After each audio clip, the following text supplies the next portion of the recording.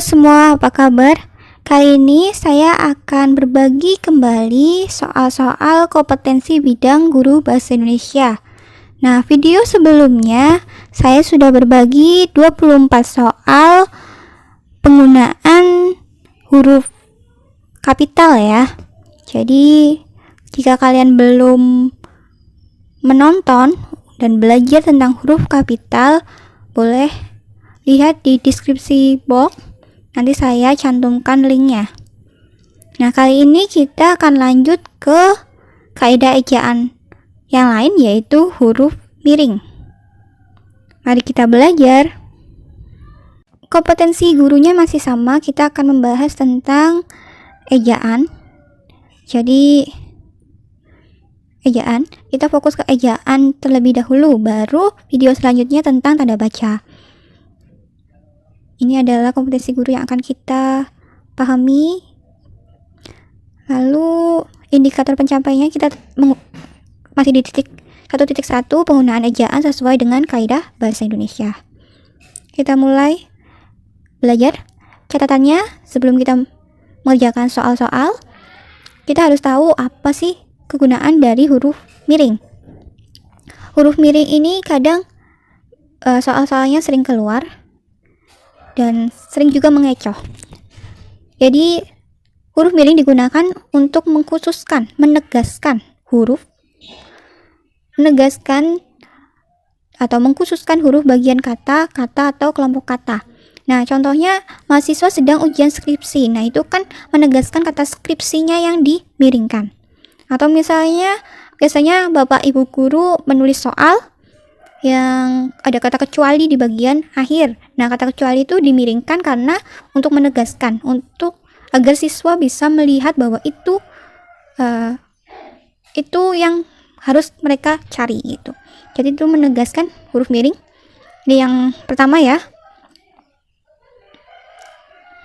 Lanjut, tugas yang kedua adalah digunakan untuk nama buku, majalah, dan surat kabar yang dikutip dalam tulisan. Nah, ini udah jelas ya, kalau ada nama buku, majalah, surat kabar, dan yang dikutip dalam tulisan harus dimiringkan. Tapi hati-hati, ini juga sering mengecoh. Nanti kita lihat soalnya. Soalnya juga ini mengecoh sih. Kadang tulisan koran atau majalahnya itu seharusnya tidak dimiringkan, tapi kadang di soal tuh dimiringkan. Lanjut ke ketiga, digunakan untuk ungkapan yang bukan bahasa Indonesia. Jadi yang bukan bahasa Indonesia. Bukan bahasa Indonesia yang dimaksud di sini tidak hanya bahasa asing saja, tetapi bahasa daerah, bahasa gaul, ya bahasa yang tidak ada di bahasa Indonesia atau bahasa yang tidak baku juga bisa. Jadi bukan bahasa Indonesia.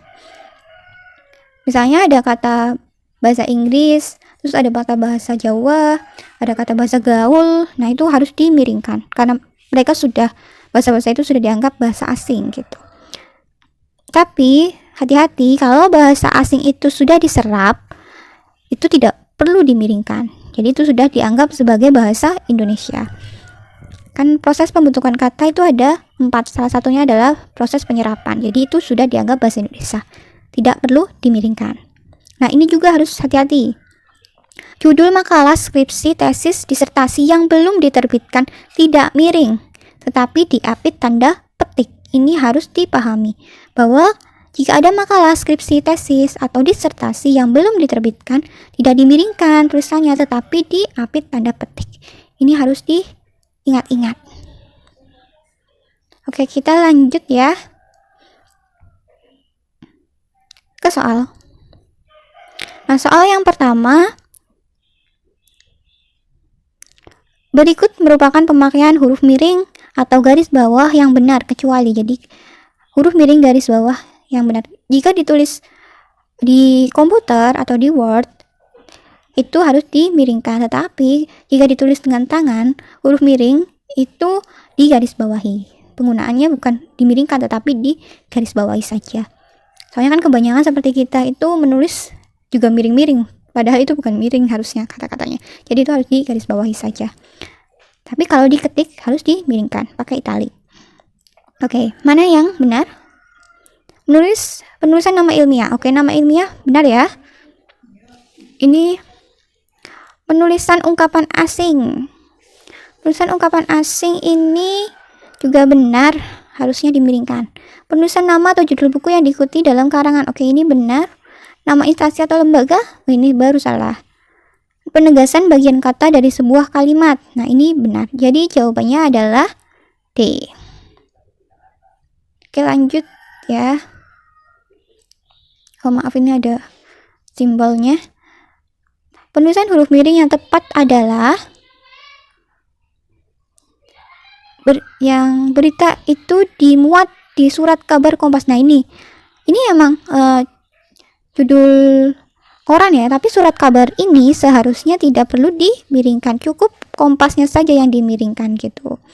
Jadi cukup Kompasnya saja yang dimiringkan, tidak perlu ada surat kabar juga dimiringkan. Jadi ini termasuk salah. Nomor opsi B, Weltanschauung, bacanya apa ya? Itu emang terlihat bahasa luar ya, bahasa asing, berarti dimiringkan, diterjemahkan menjadi pandangan dunia. Nah, pandangan dunia ini kan udah bahasa Indonesia, jadi dan bukan untuk menegaskan, jadi ini juga salah. Yang opsi C, sebaiknya kita menggunakan kata penataran untuk upgrading. Upgrading itu kan bahasa asing ya, seharusnya dimiringkan. Nah, ini opsi D, tulisannya itu majalah Femina, salah satu majalah wanita. Nah, majalahnya itu tidak dimiringkan, jadi biasa aja, tulisan biasa. Feminanya saja yang dimiringkan. Jadi ini benar. Judul dari majalahnya yang dimiringkan, tapi tulisan majalahnya tidak perlu dimiringkan. Jadi jawabannya adalah D. Penggunaan huruf miring yang tepat terdapat pada kalimat. Oke. Amati dengan hati-hati. Artikel ini dimuat di Jawa Pos. Ini udah benar ya. Jawa Pos itu nama koran. Ali menulis artikel di Suara Merdeka. Suara Merdekanya harusnya dimiringkan. Miring. Dia sedang membaca novel. Nah, kata novel seharusnya tidak dimiringkan. Tapi hanya Romeo dan Julietnya saja yang dimiringkan sebagai judul novelnya. Anji sedang membaca koran Sindo. Nah, koran Sindo harusnya Sindonya saja yang dimiringkan, tapi penggunaannya huruf S yang besar.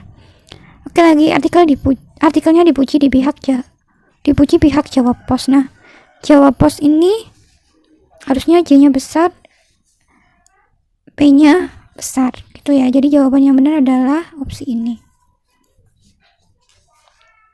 Oke, lanjut. Penulisan huruf miring yang salah terdapat pada kalimat. Opsi A, nama Latin itu memang harus miring. Opsi B, saudaranya akan datang dari Jakarta. Saudaranya ini seharusnya tidak miring ya, karena tidak untuk mengkhususkan atau menegaskan atau syarat-syarat penulisan huruf miring yang lain. Jadi ini kemungkinan adalah yang salah. Kakak senang membaca majalah kesehatan. Nah, ini kan majalahnya nggak dimiringin nih. Kesehatan dan kebugarannya aja yang dimiringkan. Ini udah benar. Pohon jeruk akan mengering dan mati jika terserang virus. Nah, kata virusnya nggak dimiringin ya, tapi nama virusnya yang dimiringkan. Nah, ini udah benar. Berarti yang dari semuanya yang opsi salah adalah B. Oke, lanjut soal berikutnya. Ini tentang pemakaian huruf miring yang tepat adalah buku ya, tentang buku, dan ini belum terbit, akan terbit, jadi belum terbit nih. Kalau belum terbit berarti diapit oleh tanda petik, bukan dimiringkan. Mana yang tidak miring? Jawabannya adalah A dan B. D, maaf, A, D. Nah, A, D ini kan bedanya tanda petik 2 sama petik 1. Jawaban yang benar adalah petik 2. Jadi jawabannya adalah A. Bisa dipahami ya? Oke, soal selanjutnya, penulisan kata asing yang sesuai dengan ejaan resmi terdapat dalam kalimat. Opsi A, jika kebijakan akibat virus diabaikan, penderita akan banyak kehilangan cairan, akhirnya akan mengalami shock. Nah, shock seharusnya dimiringkan karena bahasa asing. Genangan air merupakan tempat perkembangan biakan nyamuk. Nah, seharusnya dimiringkan karena nama Latin. Asuransi ini memiliki program profesional membackup. Nama membackup ini sudah benar. Ada tanda strip di sini karena berhubungan dengan imbuhan ya. Bahasa Inggris ketemu sama imbuhan. jadi ada tanda stripnya. Terus yang D, lahar dingin ini jerujuk dari atas seperti ombak besar. Jerujuk ini kan bukan bahasa Indonesia, jadi seharusnya menggunakan huruf miring. Lalu mencetak hat-trick. Nah, hat-trick ini bahasa luar ya, bahasa asing harus dimiringkan benar pada menit ke-18 sehingga pertandingan berakhir draw. Nah, ini juga bahasa asing semua, ini udah benar juga. Jadi jawaban yang benar itu ada 2. Oke, C dan E. Ini bonus. Oke, jika teman-teman ada koreksi atau mungkin ada pertanyaan, boleh ditulis di kolom komentar. Terima kasih.